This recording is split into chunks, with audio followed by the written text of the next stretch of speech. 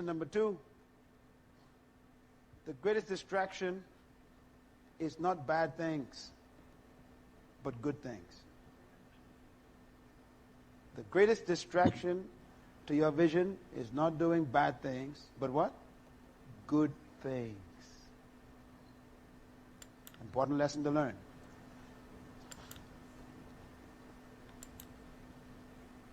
And finally,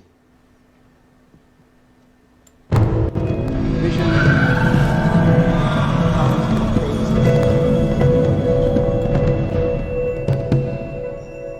comes in phases. It's fulfilled in phases. There's a term I use in my book. It's called phasal. I created that word. Vision is phasal. Phasal. P-H-A-S-A-L. Pleasant good morning to each and everyone. This is Gem FM, Mr. Kalis, and with me this morning, the host of the president and owner, CEO of Changing Cases, Juanita Headley, a special guest this morning. Juanita Headley, it's all yours from here on in. Have a blessed day. Thank you. Hi, everyone, and welcome to PsyCast Diaries. Can you keep a secret diaries? My name is Juanita Headley. I am a New York attorney and the founder and CEO of Changing Cases. You are listening to a set of discussions dealing with the issues of human trafficking, child abuse prevention, global issues, and of course, knowing how to respond to the question, can you keep a secret? Over the following weeks and months, I'm going to take a look at some hard-hitting topics with a view to educate, empower, and inspire you to change the way that you think, act, and respond to better safeguard the children in your world. Stay tuned until the end of this show, where I'll provide more information about how you can get a copy of my new book, Can You Keep a Secret?, about my weekly Zoom meetings and my podcast, and also how you can have your questions featured on future episodes of this show. Today, I'm very thoroughly excited and enthusiastic to introduce to you Rev Shay Cullen. Rev Shay Cullen, thank you so much for joining us today. Yes, you're very welcome. Now, before I start, I'm going to read Rev Shay Cullen's bio. It is very lengthy, so I trust the audience will pay attention. I want to make sure that I read everything that has been written here. And as I'm sure you're used to by now, I'm using multiple devices. So I appreciate your patience and grace as I read from my second device. Reverend Shay Cullen was born the 27th of March, 1943. He is an Irish missionary priest and the founder of the PREDA Foundation. He is a member of the Missionary Society of St. Columban. He was educated near his home at Harold's Boys and the Presentation Brothers in Glasgow. He was also educated at CBC Monkstown Park. Reverend Shay founded the People's Recovery Empowerment Development Assistance, PREDA, in 1974. This nonprofit organization is dedicated to protecting the rights of women and children and campaigning for human rights and dignity and freedom from human trafficking. Reverend Shay Cullen established the Pro-Fair Trade Development Enterprise to help alleviate poverty and give a better life with dignity to the marginalized farmers. The project is promoting fair trade and economic justice by assisting small farmers in Mindanao and the Aita indigenous people in Zambales. The PREDA Fair Trade Project buys mangoes and other fruits at higher prices from the farmers and pays a bonus to the farmers and provides village projects and educational assistance to the children of the farmers. The dried mangoes and mango puree is exported to the fair trade workshops in the EU and other countries and is available in Ireland and the UK in supermarkets like Waitrose and Tesco, among others. The proceeds help the farmers and their families and give support to the homes for children with the help of donors. Reverend Shay Cullen came to the Philippines in 1969. He served in the Diocese of Iba, Zambales, and was assigned to St. Joseph's Parish in Olongapo, and later in San Marcelino, Zambales. He began Operation Hairlip that provided medical operations for many disfigured children. Reverend Shay Cullen has saved thousands of children from brothels, sex bars, from the street, and rescued them from child abusers, and released children from subhuman detention jails all over central Luzon. Father Shay Cullen built the Preda Main Center, an educational and administrative center on the hills outside Olongapo City at Upper Calaclan, overlooking Subic Bay in 1974. He also built a beautiful home for children in the hills of Subic for girls sexually abused and victims and survivors of human trafficking in Nagbayan, Castillejos, Zambales.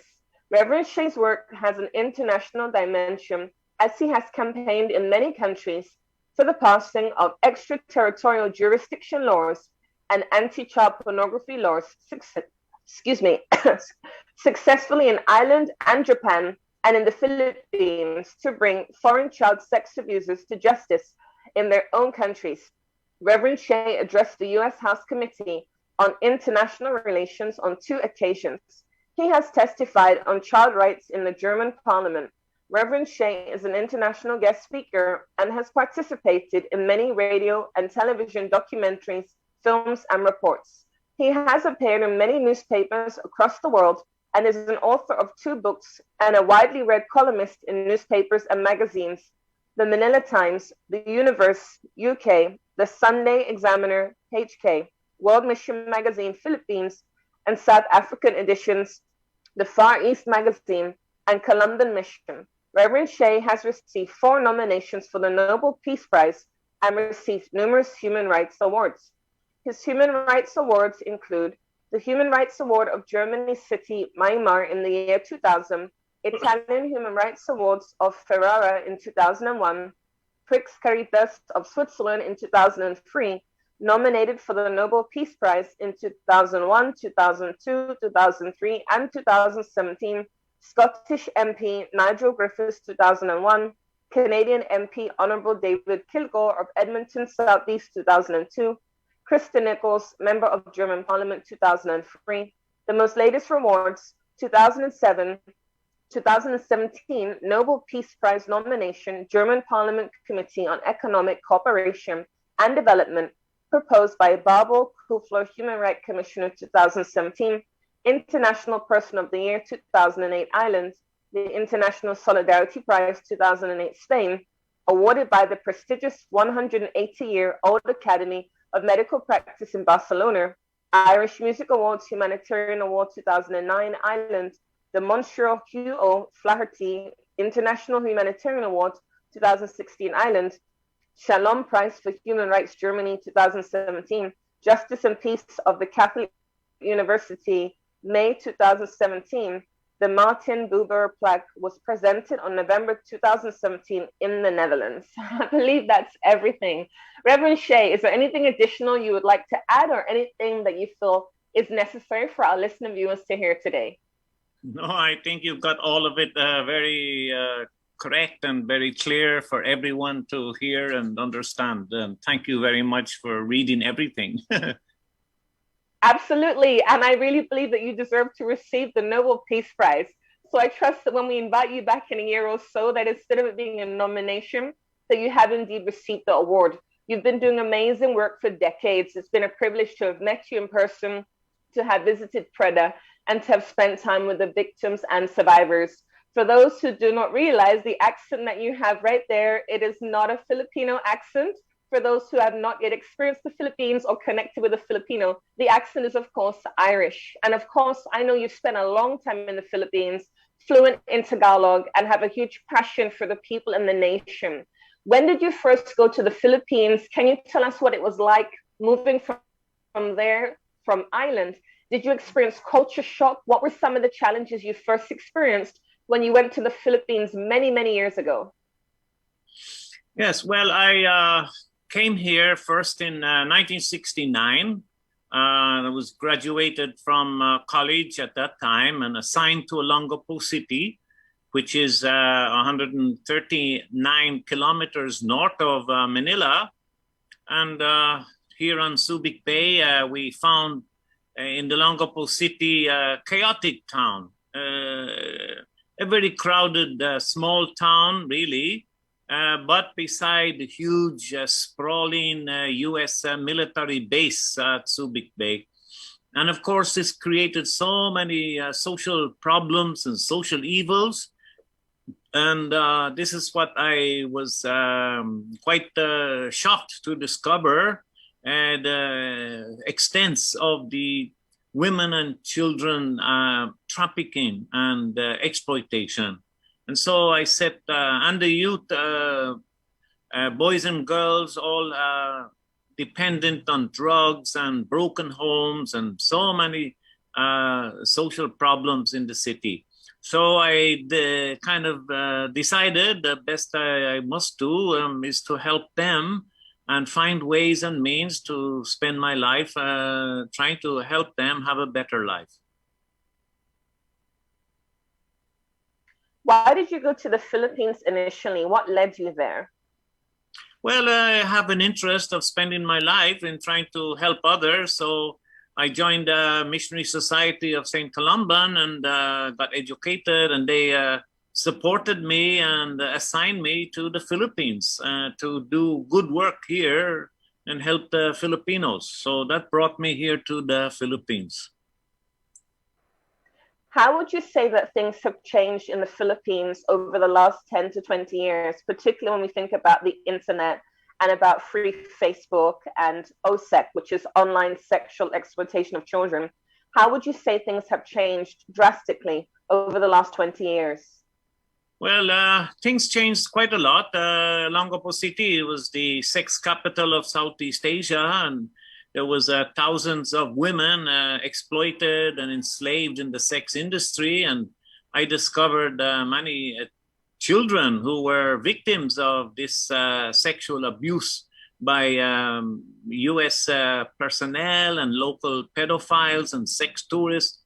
So I tried to initiate change, and I began to expose, and as a writer and journalist myself, I began to write and expose this terrible crime against children. And we uncovered a syndicate selling these children, and we have 18 victims at one time, and it was a big story, and I had to expose it.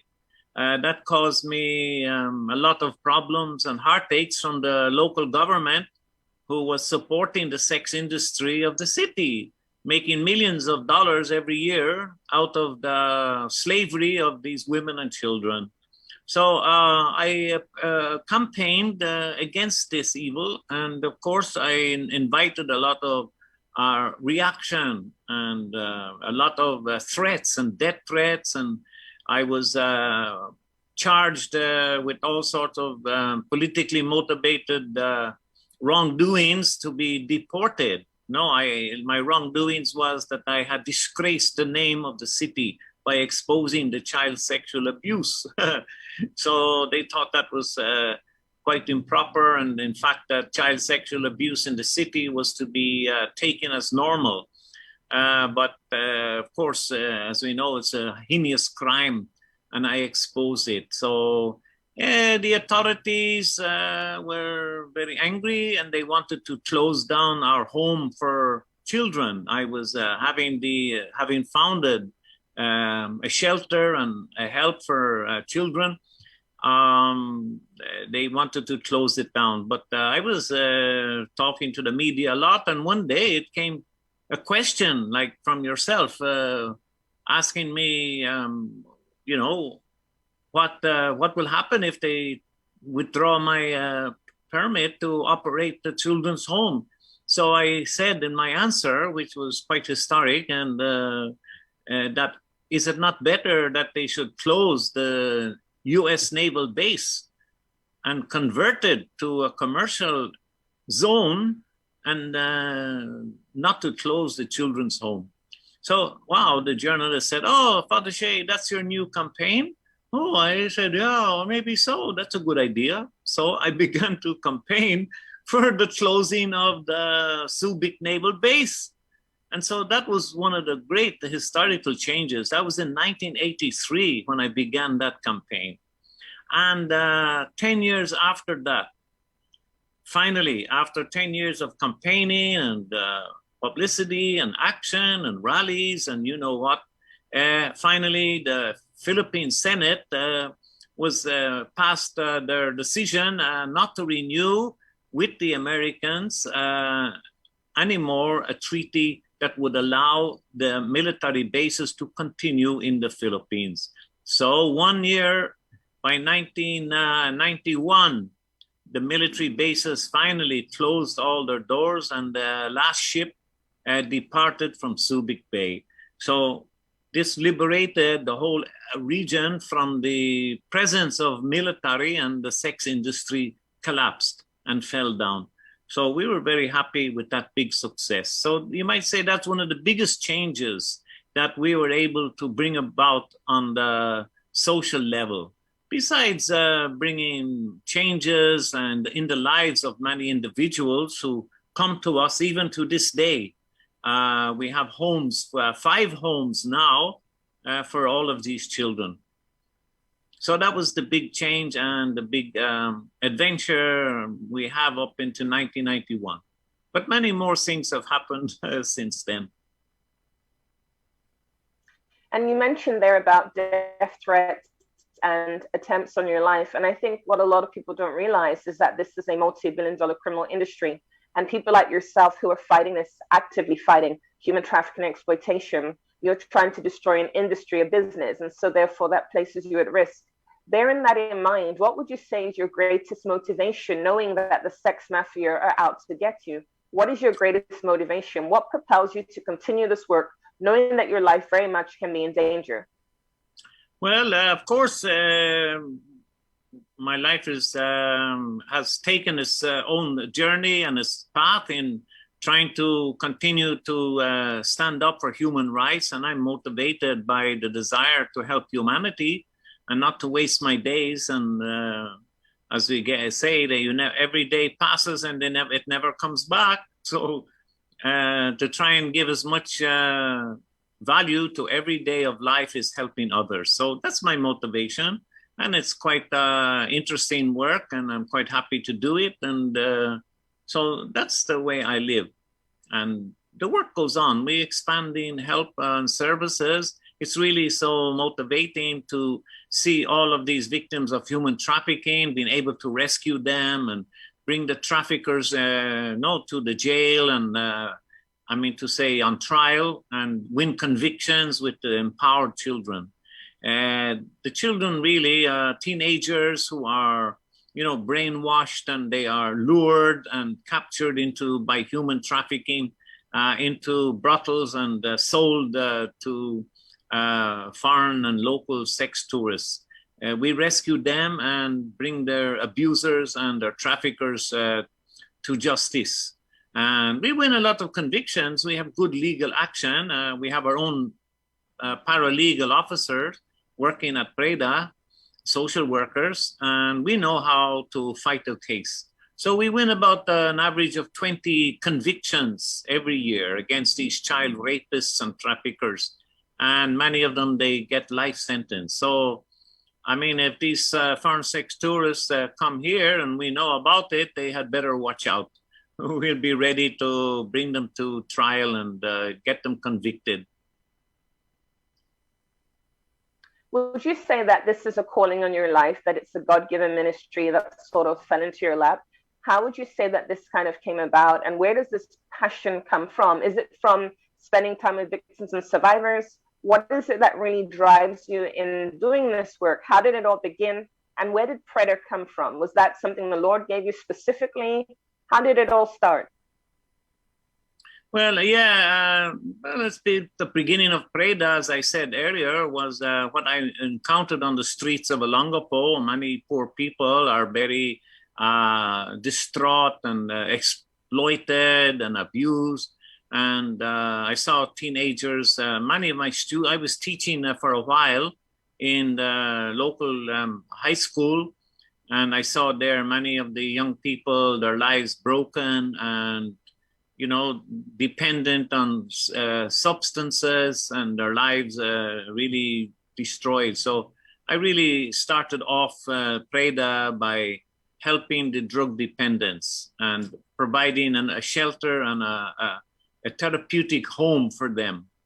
And I developed a successful open center where all the clients were free to come and stay by free will and by choice and by persuasion and convincing them to start a new life together. And that was somewhat successful indeed. We developed a therapy, very successful, using Arthur Yanup's primal scream therapy. And this allowed all these young people who had repressed all their pain and suffering from their childhood abuse, or in those days they were broken homes and abused children. So they have a chance in the therapy to cry it all out, to shout and release all the anger that they have buried inside their heart, because they bottle up everything. And when anybody is hurt and filled with pain, from abuse and trafficking or whatever, they keep it inside. Any sex abuse, of course, is such a stigma and such a feeling of shame that most people are really afraid and ashamed to tell anybody, especially if it's sexually abuse in the family, their father, their brother, their uncle. And of course, there's a big taboo against speaking out. As you know, it's only in recent years we've had the Me Too movement, where women had the courage and bravely were able to tell their stories, and many more joined them. So there is a change now. Imagine in our lifetime, we're beginning to see, after the thousands of years of cover up and denial of that children are victims of abuse, now we can see that they are being able to speak out. In our therapy, they recover and they become very self-confident and empowered young men and women. And many become advocates and can speak in public about their ordeal. And that inspires many other young people to tell their story and get help.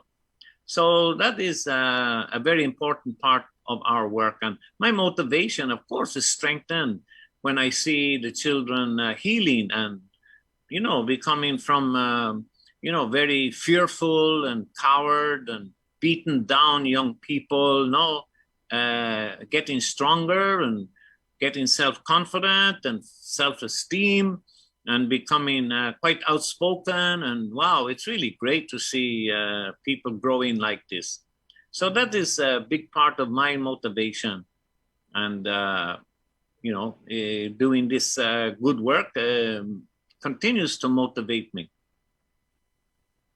And I think it's very necessary work. A lot of people don't understand the trauma that these girls and boys go through, being exploited, particularly when it's by family members, because there is that challenge of speaking out against the perpetrator, but the perpetrator is your mother or father. And I've been reading about the increase in cyber sex trafficking, particularly at this time of year. With all that you know, with all that you hear and see, and dealing with court cases, have you ever had a situation where you've had sleepless nights, or where a case you've heard of has truly impacted or affected you? Has that ever been a situation where something you've read or heard or meeting a survivor has kept you up all night, or has really given you a restlessness because of what they've been through? Well, we did have a lot of, in past years, we have the city administration was very much against us and against our work.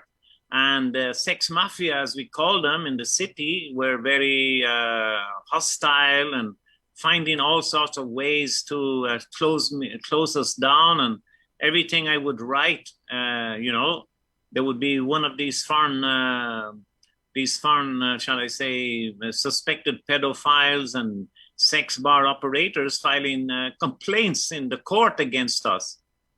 We have so many libel cases, mostly slander, because they want to silence one. They don't want us to advocate and expose the industry because it's so bad for their business. So, but we continue to do it anyway, but we receive so much harassment and, so much heartache from all of this. But it's really, finally, we won every case. And I think that, these the sex mafia really faded away in recent years. And in the past year now, and a year and a half with the coronavirus, it's been a big blessing, really, where very few sex tourists are coming now anymore to the sex bars. And after the, it's 1991, it's 5 years since the base closed. And the sex industry did revive after some years, but now it's gone into decline once again. We are also, we're happy about that, of course. And we're still, however, the lockdown has caused more online sexual abuse of young children. And also a lot of sexual abuse within the families because of being locked in one house altogether, and the men have no sex, recreation anymore with the sex bars and closed down, and they're not allowed to, visit these places freely and, exploit women and children. So they do it at home. And so now we have many, many children who are victimized in their own home, and our children's home is full. And then there's a new system of the CASA system where teenagers are invited, not to a brothel anymore. They're closed, many of them, but to stay in a private house, and the pimp, or the trafficker then traffics them by cell phone, calling customers and offering them online, then showing pictures of the girls, in seductive situations over the internet. And then the customer will, select. Then the pimp will arrange how to bring the girl to meet that customer. So it's all one-on-one nowadays. However, we have been working closely with these rescue NGOs, and also with the police who are dedicated to anti-trafficking. And they have been rescuing many of these children. I don't do that anymore ourselves. It's too big a work, and they are able to do it. We provide the shelter and the care and the therapy and the healing process, which goes on for 1 year or 1.5 years. It costs a lot of money, of course. We have to fundraise every day to shelter the children. There are nearly 40 girls now in our girls' home. So this is quite a big challenge for us. But that is the situation at the moment. And of course, I'm sure you will recall the very famous case of Daisy's destruction with Peter Scully. And I heard on the grapevine that he was actually getting special privileges in the prison, air conditioning and special meals. And in fact, from reading newspaper articles, that there was discussion that they wanted to bring back the death penalty. For those who don't know the case of Scully, it's alleged that he abused a girl in this video, Daisy's destruction. And in fact, from reading the newspaper articles, it appeared that they had tortured her to the point where she was deceased, which is not the reality. In fact, she survived. Quite recently, somebody made reference to the fact that they had watched Daisy's destruction, and they were encouraging other social workers to also watch. Now, of course, I'm sure you would say that that is a very bad idea. That is child pornography. It's a crime. But what are your thoughts on Daisy's destruction and Scully? And do you feel justice was served in this particular case? Yes, well, Peter Scully was a notorious pedophile and trafficker and online abuser. He made these terrible and most shocking videos. We don't recommend anyone to view them because it's just perpetuating the terrible crimes and even making it some form of voyeurism. No, I mean, there's no benefit to anyone in watching these shocking crimes if they do so. And in fact, if they would do it, it would be a crime because you're not allowed to view or to possess child pornography. And if you know people, you better advise them to get rid of that and destroy it. because they will be identified and can be brought to trial and get up to 6-7 years in prison for possessing child pornography, whether it's in Canada, the USA, or Europe. On the Philippines, you get up to 12 years in prison. It's more strict here. And these cases that we prosecute and the convictions we win in the court cases for child pornography and the sexual exploitation of children, they get life sentence, which is 30 years. And for acts of lasciviousness, which is the sexual abuse of by touching and holding and molesting children, that's a minimum of 7 years. And so anyone who's looking at this child pornography or even promoting it can be brought to trial.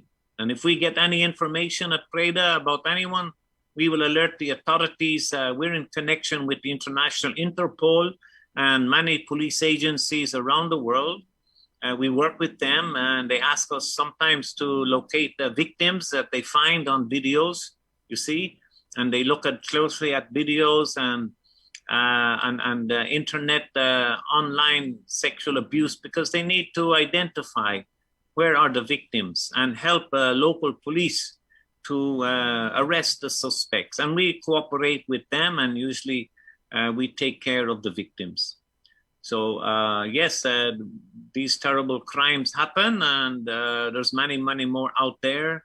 Every day, there's hundreds of thousands of child sex abusers and pedophiles abusing children, and by dispersing pornography. The good thing is many of the international police agencies have special units and working 24 hours a day trying to identify the owners of websites and of online child sexual abuse.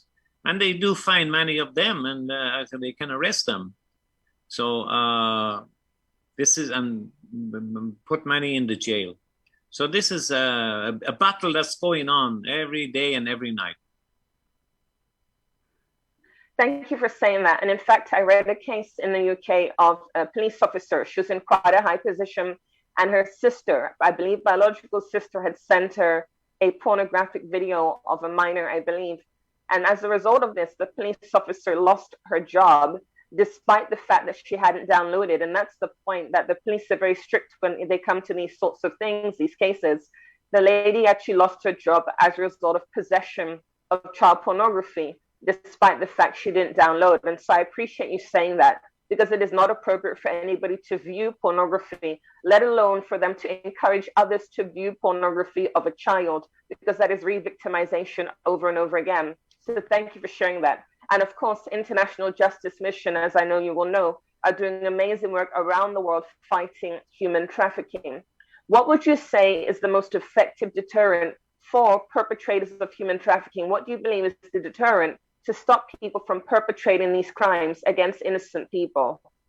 Well, of course, it's the fact is that they are terrible crimes and they have to be brought to justice.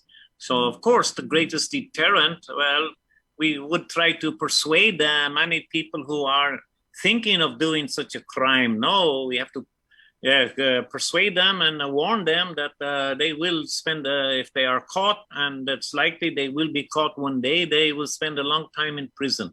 And our work and the work of many people to deter these heinous crimes against children is to investigate them and bring them to prison. And here in the Philippines, there have been quite a few foreigners arrested and convicted, and they're rotting away in Muntinlupa prison.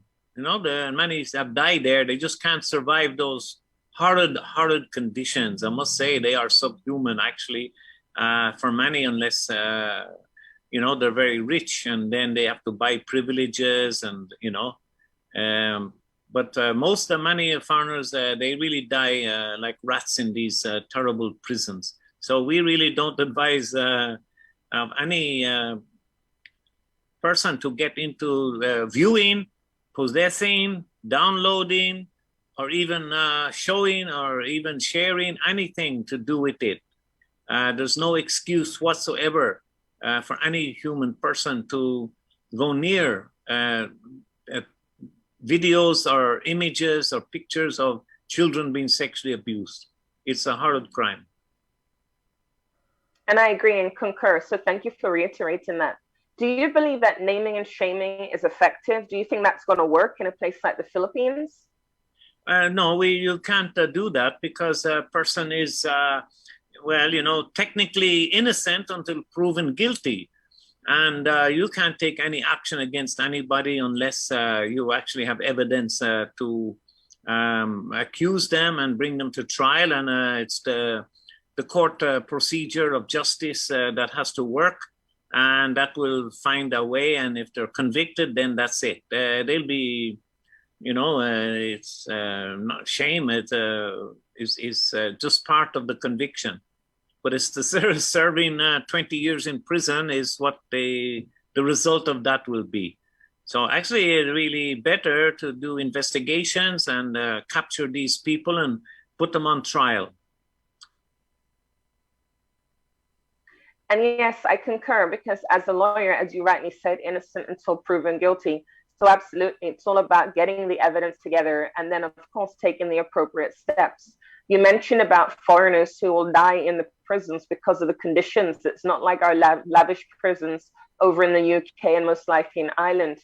Do you believe that the death penalty is appropriate? Because as I mentioned earlier, according to newspapers, the President Duterte wanted to bring back the death penalty for Scully because of the heinous nature of the crimes that he did commit, not just against Daisy, but other children. Do you believe in the death penalty? Of course, you're a Catholic priest. How does the death penalty fall in line with your faith and, of course, being a priest? Well, of course, we are preserving life at all levels, and we don't believe in a death penalty. In fact, we campaign against the death penalty because of the sacredness of human life.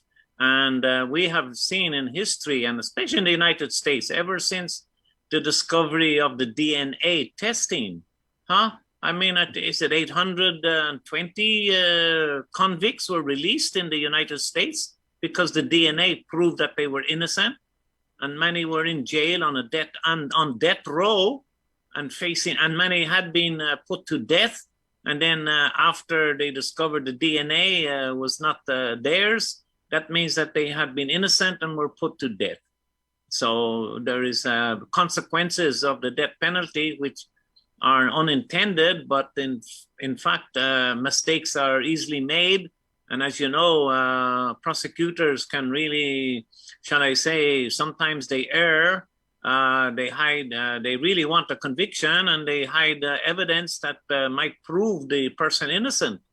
And we heard so many cases. So the salvation of many of those who were incarcerated for up 20, 30 years and then found to be innocent, it's a shocking indictment of the US justice system. But where else in the world so many more innocent people are jailed and put on death row, and they don't deserve it? So you see, that is the very bad consequence of having a death penalty. At least if years later they're proven innocent and the real killer will confess on his deathbed, right, that he was the murderer or he was the killer, what then for the poor innocent guy in the jail? There's no way out. But that's the sad scene, and we don't believe anything to do with the death penalty whatsoever. And I definitely concur. As a born-again Christian, the Bible talks about God coming for all, John 3:16. And I believe in second chances, but prison absolutely is important to protect and to safeguard others. And so I appreciate you sharing that, because a lot of people, when they think about death penalty, they're saying that as a result of what they've heard of a case without considering the fact that you rightly said, there are people who are innocent. Maybe it's eyewitness testimony, etc. And we know that people make mistakes. So absolutely, I concur. Prison and punishment is important, but second chances in life is indeed valuable. Having done some research, it has become apparent to me that the Philippines is the second youngest in the world for the age of sexual consent. According to an article I read, Nigeria has sexual consent of age 11. The Philippines is age of 12, but work is being done. What do you think about the age of sexual consent?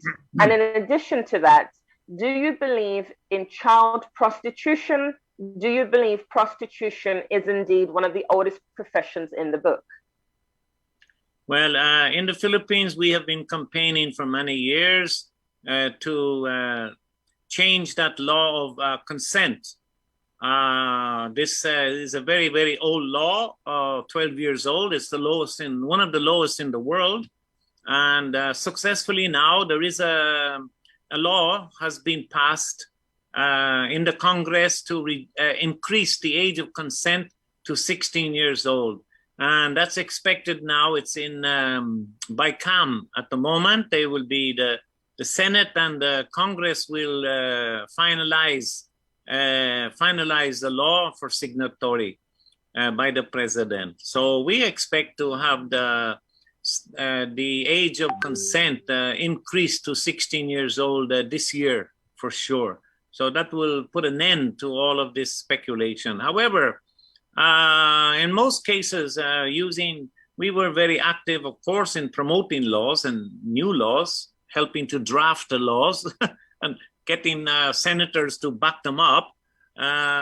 We have the the Republic Act 7610 is the Child Protection and Anti-Exploitation of Children law.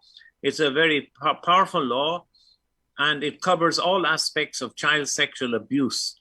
And this, especially the age, and also more or less saying that a child, 18 years and below, cannot really give consent. So this law has really protected many children from being blamed, where they said, oh, they gave consent. 12 years old cannot possibly give consent to such a violent act of abuse and exploitation. So we've not had so many, never had, or can't, in our cases, we did never have a defense of rape and child sexual abuse by consent. No one ever tried to convince the judge that the child had given consent. Most cases, the child is supposed to resisting, but and in many cases, the child always fights back as best they can, or they're terrified, or they're coerced, or they're forced. And of course, that leads to convictions when the child is able to say that. And in our work, in our centers, because of this emotional release therapy, where the child is able to shout it all out and scream out all their anger, they become very empowered. And they give very clear testimony in the court. And viewers or listeners can go to the Preda.org, Preda Foundation YouTube channel, and they will see our videos there at the Preda Foundation YouTube channel.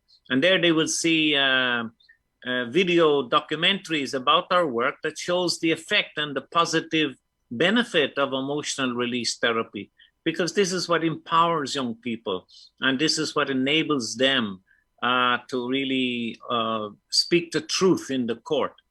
And so the age of consent really does not affect them. And then, of course, you're asking about child prostitution. Well, it's condemned everywhere. It's a crime.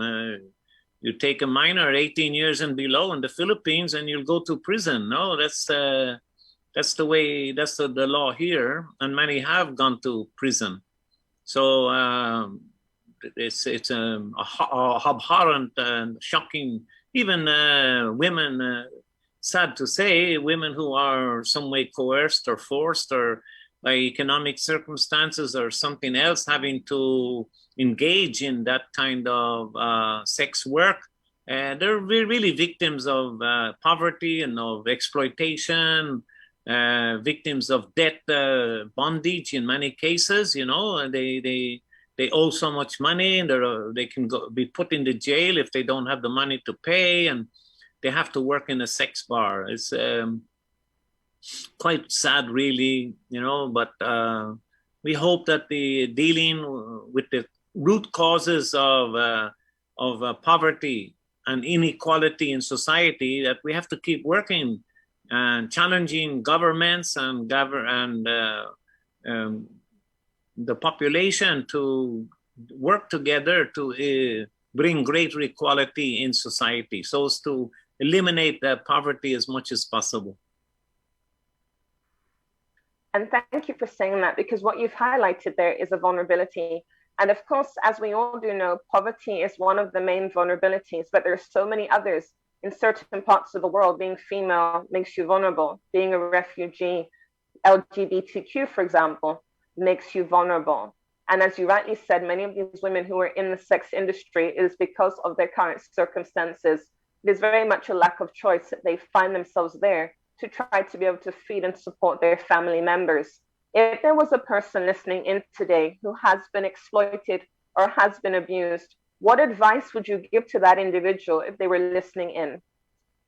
Well, the best thing, if they really are looking for a better life and how to get out of it, there are many very good government agencies who are there ready to help exploited women and trafficked, especially trafficked women. We're happy to know that in many countries, they have introduced very positive legislation, which is already treating every victim like that, as a victim and not as a criminal. So the law has changed a lot and swung in favor of the women and children who are some way coerced or caught up as victims of human trafficking, for example. I mean, before, victims of human trafficking were imprisoned and jailed and deported and treated in a very bad way in the UK, in France, and US. It was, sure, I don't know about Canada, but now we do believe there is more benign and victim-friendly legislation that treats them as victims and in need of help and support. So they should go, I would advise them to go to one of these agencies and to ask for help. And if not the government agency, there's many charity groups, and non-government agencies reaching out and offering help and support to men and women who are trapped in some way in the sex industry and business. So there is help there, and I advise them really to reach out and ask for help and start a new life. And that's so true. And of course, for those who are in the Philippines, then we have PREDA, we have IJM, we have also formerly the Zion Forum, Voice of the Free. There are many organizations in the Philippines and around the world doing great work. In fact, there is a website, End Slavery Now, that has a database of various NGOs all throughout the world who are doing whatever they can to protect and safeguard victims and survivors from exploitation from the sex industry or labor. If there is somebody who wants to or aspires to have an NGO to emulate what you're doing with PREDA, what advice would you give to somebody who also wants to be able to make a difference to the lives of victims by setting up their own organization or charity? Well, it depends on where they're planning to set it up, because the laws everywhere differ. So here in the Philippines, for example, if one wants to set up here to be properly legal and licensed with permits, they have to go through the process of the applying through the law. And it's quite a challenging, shall I say, route nowadays, because, well, let's face it, there are fake NGOs. There are many fake charities exploiting children, especially. We have cases where you discover the pedophiles have set up a fake charity, and they're caught on abusing the children. So it's very, very risky work also for people to do. And we have to have many, many safeguards when we are operating our homes for children. That's the one thing that anyone who is running a charity must get straight: transparency and openness, and a very protective environment for all the children. For example, in our girls' home, we have no male staff whatsoever allowed inside. So that's one major a benefit for our girls' homes. We have a home for the sexually commercially exploited girls. We have a home, separate one, for those children who are sexually abused in their home. We have some separate therapies for them, and they're all run by professionals. You can't have amateurs, you can't have volunteers. Everyone must be vetted to work in a children's home. They must be a professional. For us, they have to be college graduates. They have to go through the PREDA training, a strict training. There has to be adherence in any home to a code of conduct, a very strict code of conduct.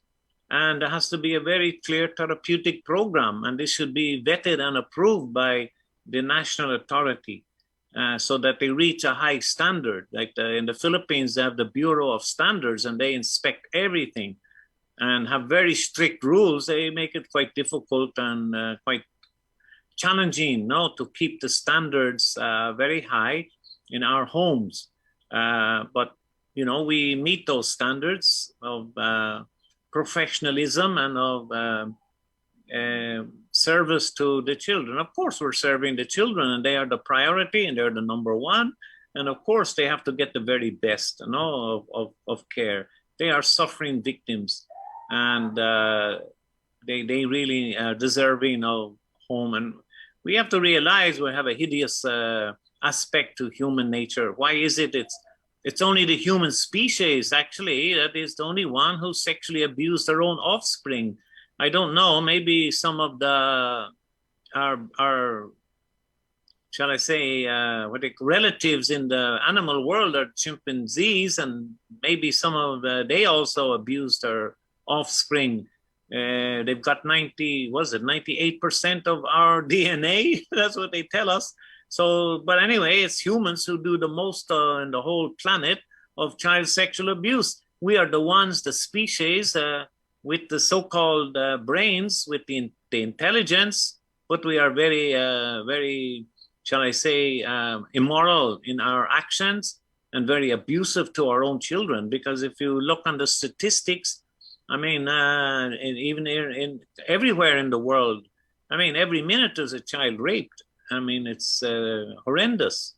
So we have to look at our own selves, and we have to look at our human nature and what has corrupted so many people. The majority of abusers are males, are men, and there are some women, of course, but they're about 3 or 4% of child molesters. Mostly it is men, and so the male gender of the species really have a lot to answer for, and to we should know and understand what makes the male, or a large percentage of the male population, abuse their own children, and even the children of others. So, and even prostitute children. What creates this terrible problem of pedophilia? And it's like an addiction. So yes, there's a lot to be answered, a lot to be dealt with. And of course, I think we should always be on the alert and aware. What I say to leader is for listeners out there to really wake up to reality and look around your community and, be very sensitive and listen to children and listen to them carefully and ask them if they're having problems, if they're happy, if they have anything secrets to tell, So that is how we can discover, victims of child abuse. The child has to tell. And as you know, that's very, very difficult. So we are in advising and encouraging and advocating the empowerment of children, for them to be able to share their traumas and their heartaches so we can help them. Thank you. And what you were sharing there, it made me think of quite a few questions. But just before we close, there is one thing I do want to ask, and this is from one of our regular listeners. We were discussing just recently about the case of this mother who was abusing her children, and some of the cases that I've been seeing online with family members. There was an aunt and an uncle that were very young, in their 20s, abusing niece and nephews. They were asking the question, do these family members love their children? In your opinion, would you say that these parents or aunts, uncles who sexually abuse their children, would you say that they love them, or would you say that it is the love of money that is causing them to do what they do? What would you say in response to this listener? Well, of course, any act of child abuse cannot be love. I mean, love is giving oneself to help and assist and bring joy and happiness and relief to other human beings. You know, it's healing and supporting and helping. Any act of abuse is a heinous crime, and it has to be challenged every time. And you know, there's no other way to deal with that except it's through the law. So we can't see how anybody can say, you know, they're doing any acts of love. I mean, my goodness, the big difference. I mean, people, they mistake sex with love, when sex is really procreation. It's making families. It's caring for your children. It's the act of bringing life into the world. So there's no comparison with what really love is, which is the feelings of strong emotions and of dedication and commitment to helping others others without seeking reward. I mean, if you're looking for money and reward, that's not love. You know, love is self-giving and self-sacrifice, and having compassion and having concern for other human beings, especially those who have problems, who are poor, who are not well off. And so we are, in fact, we're obligated as human beings to help each other. And this is the mandate of Christianity, of course, to love your neighbor as you love yourself, and to reach out and help the poor, and work for justice and take a stand for the dignity of the human person always. And so for every human person, especially children, we have to really take a strong stand for their dignity and their rights. And so that's our work at Preda Foundation. We're always working for the dignity of the human person.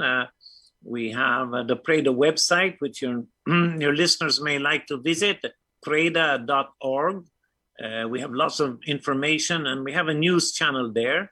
If they want to know more about human trafficking, I've written a novel. It's on Amazon.com called Ricky and Julie.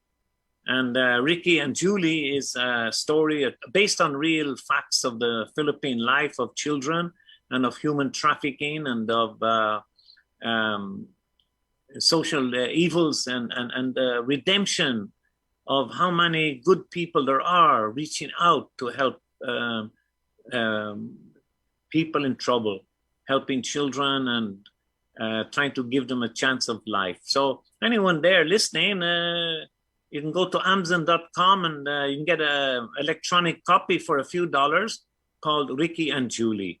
And it's a story of survival and of courage and bravery of children and young people I have known.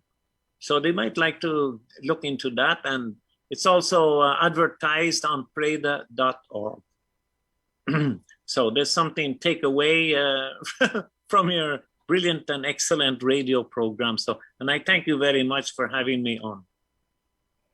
Thank you so much. It's truly been an honor. As I said, I hope when we invite you back in a year or so, that you would have got the Nobel Peace Prize. You truly deserve it. You're doing phenomenal work.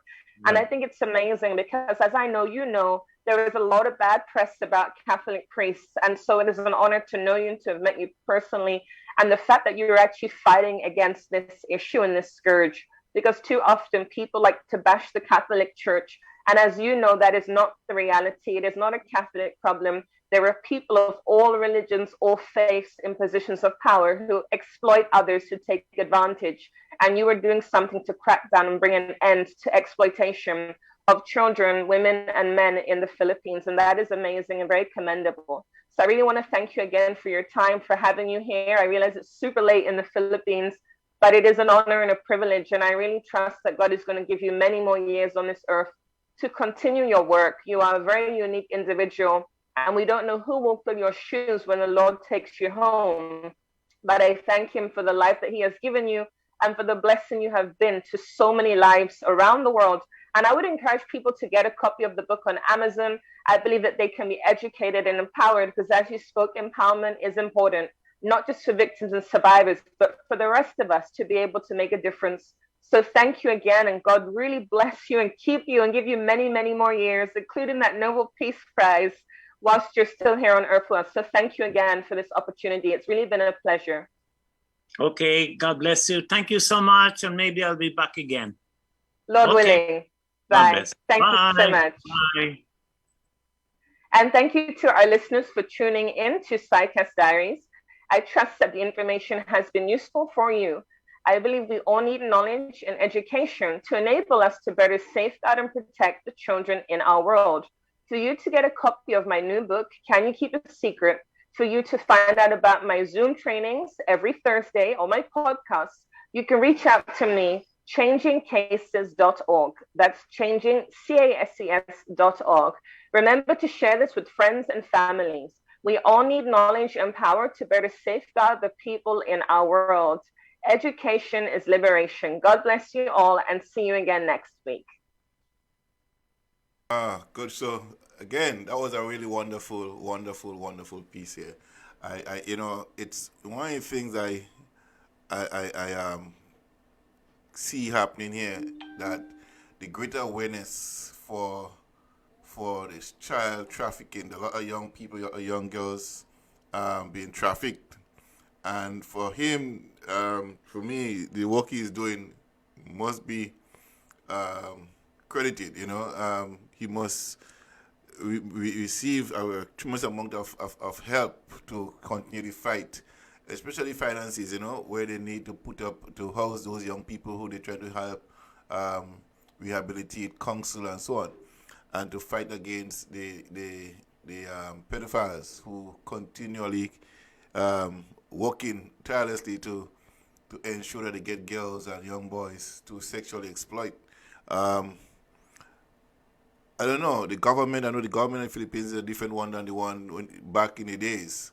So I'm hopeful that the government in the Philippines now will support him in his work, and to ensure that those things are reduced or even eliminated, and go after those people. As much as we don't believe, and he doesn't believe in the death penalty, the state has also will introduce laws that and to reenact the death penalty. But I have since learned from many years ago that the death penalty doesn't really deter people. Criminals are criminals; will always be criminals. The thing is to catch them in the act before they do it, and to put them away from society for a long time without release.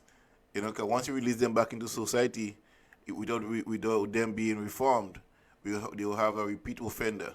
And I think that's happening in a lot of cases where you have repeat offenders coming back out after 5 and 10 years and 12 years. If they get caught when they're 22 or 30, they come back out at 6 and they still go back into the trade that they know best. So it is a lifetime sentence for me when it comes to child abuse. Especially when you're trafficking children, you should never be allowed to be around children. Period. Which means they're not allowed to be in society. So for me, that's where I see it. Instead of killing them, put them away for a long time. They remain in that place. They can be a harm to society or the children in society. Period. And so people like him, you, Dr. Pierre and many others who are doing this work, I salute you guys, And by the way, happy International Women's Day to you too, you know. Being that person who you are, who I come to know now. Like I was saying, if I had given up on my passion for that, I would never met you, and to have that experience and to have the awareness of child trafficking, human trafficking, and sex abuse. So again, I want to thank you so much for being part of the GMFM family, and doing what you're doing. We do what we could do to help support your cause and help promote what you're doing, so people could get a better understanding of the sex trade, with young people, young women especially. And today, being International Women's Day, I wish everybody could take a time out to reflect on the amount of women that is being trafficked for sex, sold into sexual slavery, and be more vigilant even now, more than ever, now that more people are being aware of the crime that is committed against women when it comes to sex trafficking and human trafficking, that they start keeping eyes open, for women and young girls in the neighborhood, and even boys, young boys as well. So again, I applaud you for the work that you're doing, and that more people will become more aware of the cry for change in that respect. All right. Thank you very much. Thank you for having me, and I'm glad we had the opportunity to have him on the show. I pray that he really will have long life so that he can come back on and share with us about the progresses that are taking place. A lot of the work is being done, and as he shared, he's been doing this for decades. And it is amazing because it's taken the focus of all the negatives we hear about Catholic priests and shining a spotlight on something positive that a Catholic priest is doing in this fight against abuse and exploitation. And I think that's really important. And it was an honor to have him on the show today. You know something, and I want to make that point. It's not basically the religion that is responsible for it. It's the people who infiltrate the religion because they see vulnerable people.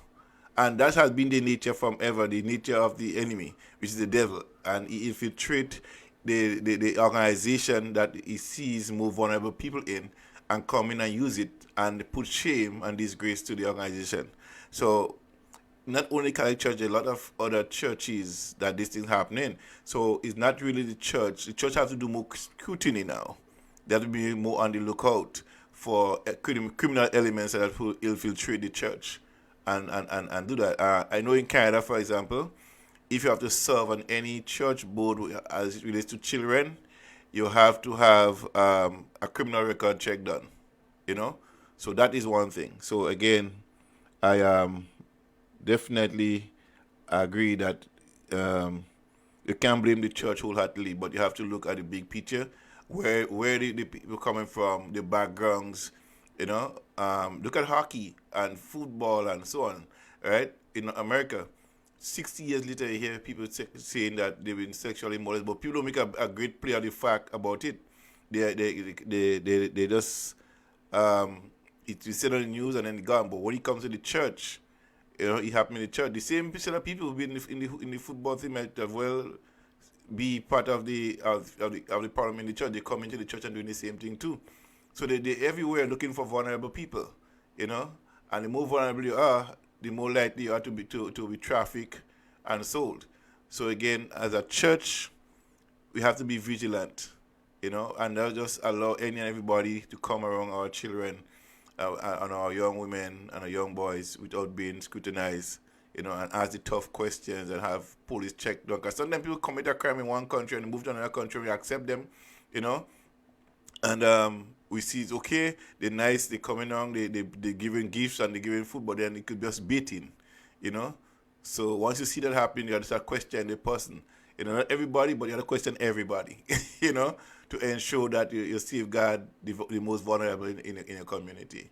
So, and actually, if you recall last week, our guest, Patricia McCormick, who wrote the book Sold, she shared about being abused by a priest. And so it wasn't intentional we'd have a priest on this week after her story, because I knew she had been a victim, but I did not realize who had exploited and taken advantage of her vulnerability. But one thing we have to realize is, at least with the Catholic Church, We know that it's happening there. And so safeguards can be put in place. Right. And in fact, we have a guest coming on the show in a few weeks who does a lot of work about abuse in the churches and how to safeguard against that. He's a phenomenal speaker, Mr. Gregory Love. He's a lawyer. Right. And so I'm looking forward to having him come on, because a lot of times we don't realize that people will choose to infiltrate the church because of the access that they have to children. Yes. And it is not a Christian problem. It is a people problem. In all religions, we have that. Even here in Simonton in the Grenadines, there is a case of Jack Anwar, who was sodomized and raped by a bishop, a spiritual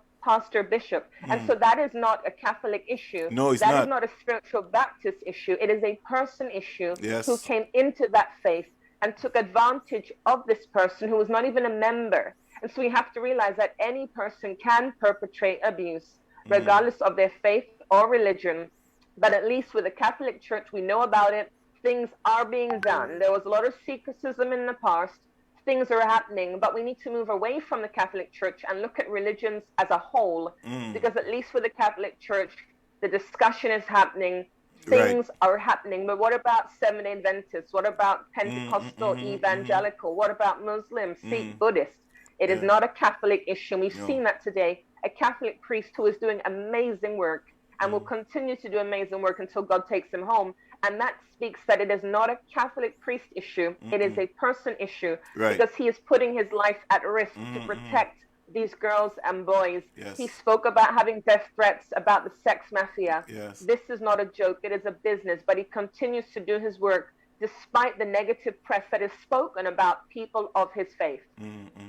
And that's the thing. That's the fight that have to be continually happening when it comes to those kind of activities, because people do know now that it's not just the Catholic Church. It's happening across the board, you know. And you have politicians, you have police officers, you have businessmen involved in the trade. So not just a church issue, not just a Catholic issue, but it's a human issue, and you have to attack it and deal with it from that point of view and create more awareness, you know, for against it, you know. And let people come out in large numbers and deal with it. Let's have the conversation. Let's keep the conversation going. Talking about keeping the conversation going, you're here at 12 o'clock today too, right? What a little bit about your guest so people could be tuning in later on? Most certainly. We have an individual called Raymond. He is originally half Nigerian, half Trinidadian, and he'll be coming on. He's been doing some research and some work with regards to human trafficking and domestic violence being perpetrated against men as well as women. And so he's working on a 3-part documentary, and he will actually be 1 p.m. research, sharing on his experiences from meeting victims and survivors. Right. So I'm very excited to have him on the show. He's super nervous because he's got all these facts that he wants to get across to the audience. But I said my audience just wants you to relate to them through stories, not through numbers and stats, but relate to them so they can understand what this is like on a human level. Often stats will overwhelm us. Often stats will bore us. We just want to connect. And so I told him, we don't need you to read from notes. Just talk to us about what you know, what you've heard, and what you've researched. And I think it's nice to have him come on because he researches this. Right. Some of the other people who come on, they fight it actively, but they don't have stats and numbers. They have experience. Right. But he is coming with stats, numbers, but in a way that will be relatable, in a way that is an engaging sense. And as I said, he's half Nigerian, half Trinidadian. And so he even has his experiences of having spent time in Nigeria, which is a very different culture to Canada and the Caribbean. So I'm looking forward to having him on the show this afternoon. Okay, guys, you hear that? At 12 p.m. today, Juanita Headley will be back here with another discussion as well. And also, I want you guys to support her. Could you give them the website that they could come and support you financially, you know, to make a donation to your organization to help you fight this and bring awareness to the cause, because people don't know that you're not employed by anybody. You're self-motivated to do what you're doing. You have a passion to change and passion to have things happen, and you are doing it just as I'm doing, the passion for it. And we're glad to have you on Gem FM every Monday to do this show and to bring a great awareness. But you need financial support to continue to travel around the world to have your work done.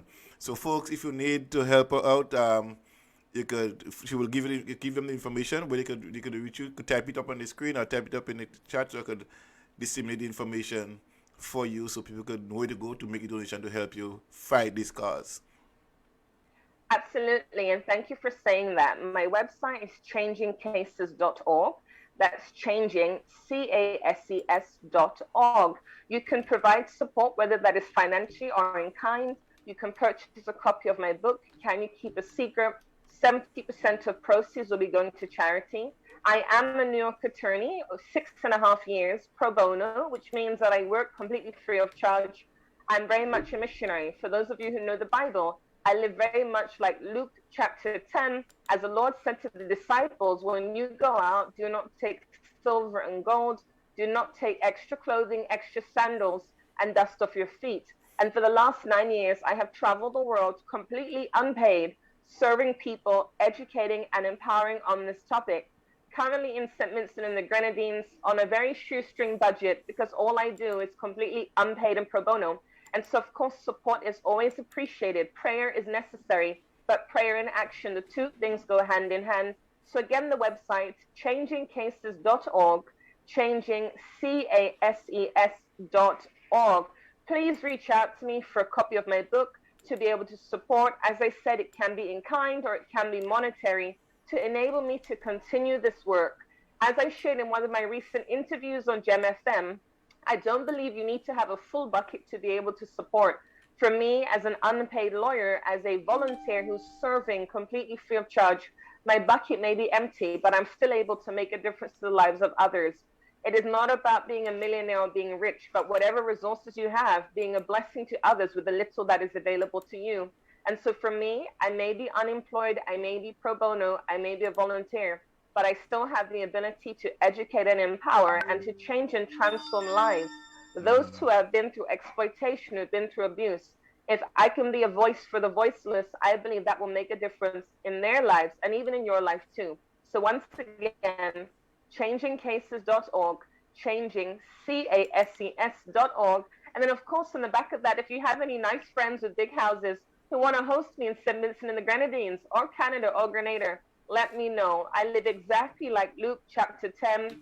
I believe I have a calling on my life. I believe this is my ministry, but I need provision. So if you have friends with big houses and spare bedrooms, St. Vincent and the Grenadines, Grenada, or Canada, please do let me know. And I say that in all seriousness. The Lord I serve, He is a way maker, makes a way where there seems to be no way. However, He often uses people just like me and just like you.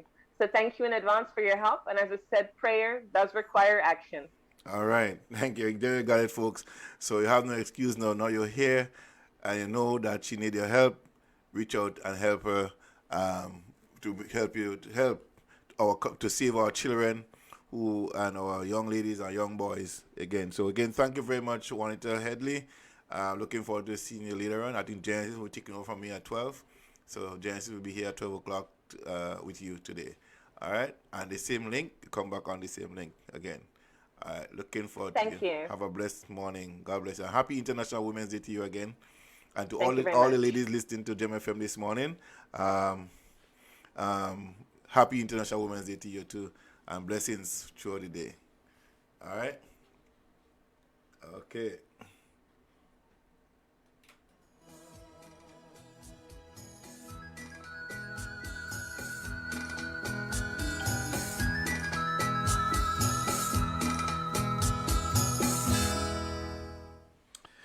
Yes, good morning, good morning. Coming up at 8:30 is Get Your Praise On with Gem FM with Texman Warren and the Sheriff right here on Gem FM. So please come back with us in the next 10 minutes or so when we'll be doing Get Your Praise On right here on Gem FM.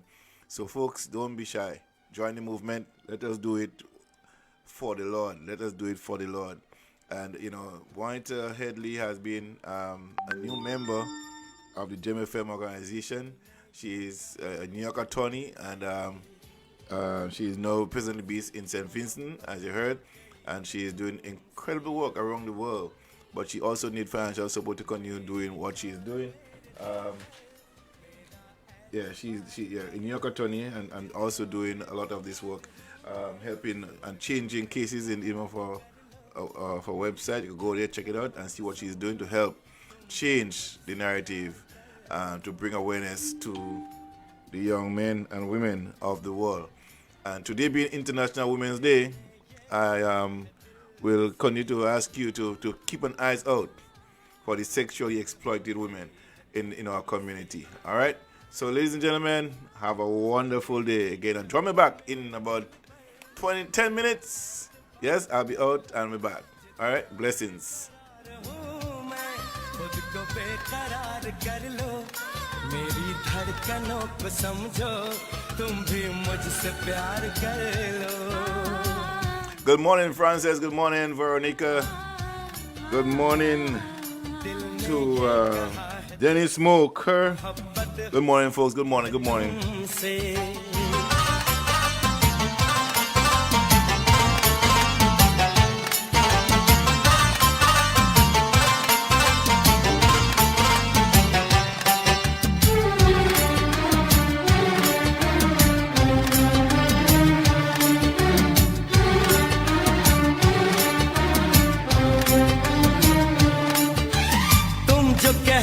तो चांद तारों को तोड़ लाऊंगा मैं इन हवाओं को इन घटाओं को मोड़ लाऊंगा मैं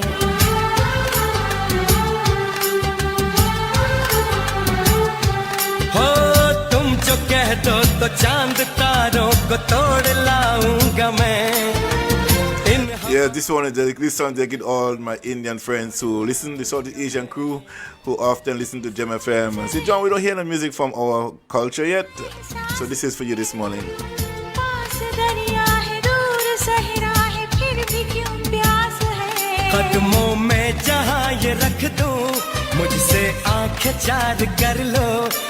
Yes, while Gem FM is owned by me, it's also about everybody. So we're doing it for everybody. And we're going to grow. Now we move from just me having 14 shows on Gem FM radio. Again, we're growing bigger and better. Coming up soon is our fitness program. Yes, fitness. Gem FM fitness. And coming soon is our Gem FM Sunday school for children 4 to 12 years old. So also stay tuned for that as well. This afternoon again, 12 p.m. Miss Head will be back, changing cases. And Texman Warren from 2:30, talking with Texman Warren. All right. And then tonight, Men of Vision Evangelize from Trinidad and Tobago will be here. Tonight, Tuesday evening, would be Open Bible Church from Guyana will be here. Tuesday evening also, Developing Intimacy in Marriage will be our next program Tuesday night. Wednesday evening, Pastor Myers at 6, Pastor Andrea at 8, and Texman Warren Heart to Heart at 9 p.m. Thursday, the Open Bible Church from Trinidad and Tobago. Open Bible Cathedral from Trinidad and Tobago again. And Friday night, you don't want to miss Friday at all either. It's this is my signature show, the Talking Point 2021. We talk about everything happening in Grenada, Carriacou, and Petit-Martinique, and the rest of the world. And you don't want to miss that one. And Saturday after morning, Caribbean Connections. We play the songs of the Caribbean and have a discussion on issues facing us as a people in the Caribbean and Africa. Saturday afternoon at 2 o'clock, Raphael Paul from St. Mark's in Sunset City, St. Mark's, Grenada. He'll be here with the Comfort Zone this Saturday coming up. Saturday evening, we have another show for you again, part 2. And then Sunday morning, gospel shows. And my church, the New Life Worship Center, will be on at 11 o'clock. And then at 3 o'clock, Sunday evening, is Battle of the Sexes with Neela Holder, right here on Gem FM. So we got a full pack show for you. And coming up in April, the first Sunday in April, we'll be having a Gem FM Africa Live. Yes, we have expanded our reach to Africa. So we have 2 outposts, Ghana and Grenada. As we have Raphael Paul, we have St. Vincent in the house, as you know, Juanita Headley, St. Vincent, and then